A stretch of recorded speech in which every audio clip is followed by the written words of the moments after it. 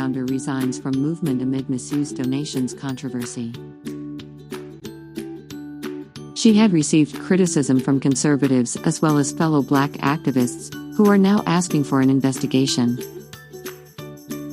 Patrisse Cullors, 37, maintains that right-wing attempts to discredit her and criticisms from other Black activists had nothing to do with her decision to step down. Getty.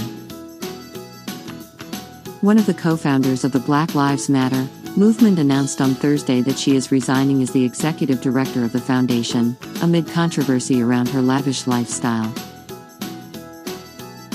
Patrisse Cullors, 37, maintained that neither right-wing attempts to discredit her nor criticism from other Black activists had anything to do with her decision to step down. Her last day with the Black Lives Matter Global Network Foundation, which she helmed for nearly 6 years, is on Friday.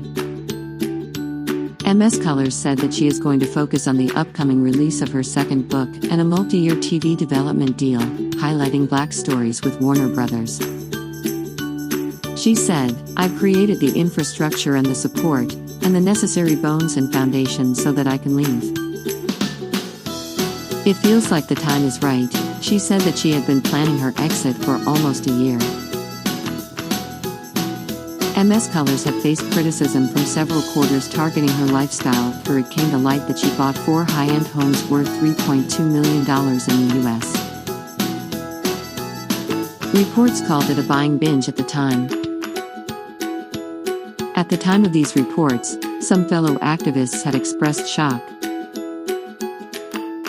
The New York Post quoted Hawk Newsome, the head of Black Lives Matter Greater New York City, which is not affiliated with Ms. Cullors' Black Lives Matter Global Network Foundation, saying that there should be an independent investigation to find out how the global network spends its money.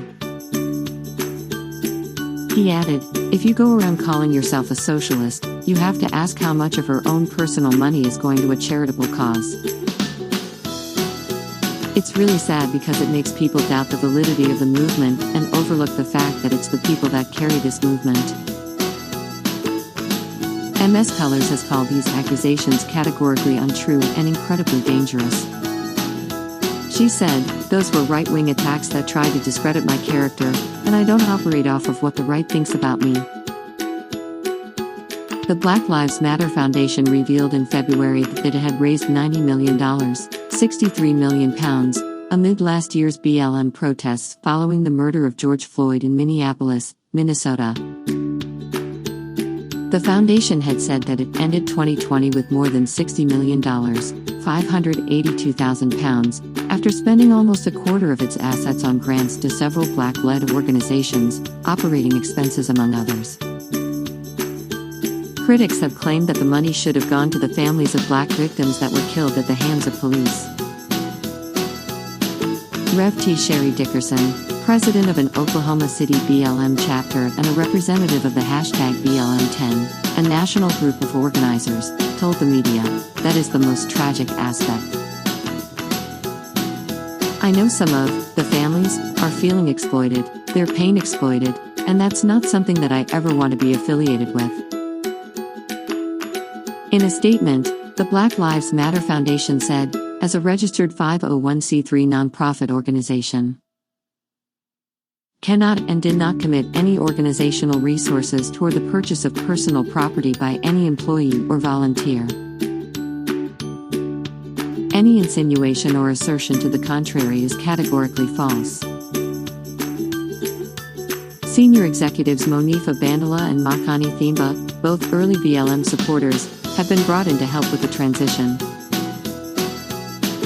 On her Instagram page, Ms. Cullors posted a video explaining why she was transitioning out of my role as executive director of the BLM. In the caption, she said, "This decision comes after a truly fulfilling and challenging journey that has been one of my life's greatest honors." She claims that by the end of 2019 she had actually stepped back and that I really wanted to see the next generation of leadership lead. When the uprising happened last year, she continues, "Folks at Black Lives Matter asked me to come back and I came back." She says it was always supposed to be an interim return.